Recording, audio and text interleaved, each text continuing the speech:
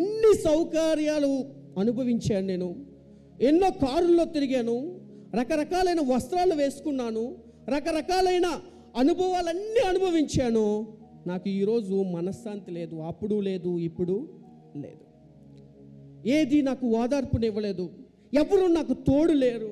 నా అనేవారు నా డబ్బు చూసి వచ్చారు, నా అనేవారు నా రక్త సంబంధాలు చూసి వచ్చారు, నా అనేవారు నా బ్యాక్గ్రౌండ్ని చూసి వచ్చారు, నా అనేవాళ్ళందరూ కూడా నా దగ్గర ఉన్న ప్రతిఫలాన్ని చూసుకొని వచ్చారు. కానీ ఈరోజు నువ్వు ఆహ్వానిస్తున్న యేసు ఏ ప్రతిఫలము లేకుండా, ఏమీ ఆశించకుండా ఆ గొప్ప స్థాయి నుండి బేదడైన నీ దగ్గరికి బేదడిగా మారి నీ దగ్గరికి వస్తున్నాడు.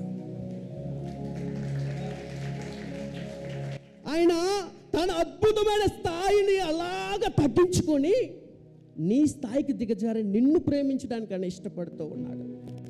కానీ అనేక సార్లు ఆయన కోసం ఎంతో తగ్గించి నిన్ను ప్రేమిస్తున్నప్పటికీ కూడా ఆయనకి హృదయాలు 10కి 10 సార్లు గాయాలు రేపుతూనే ఉన్నాం.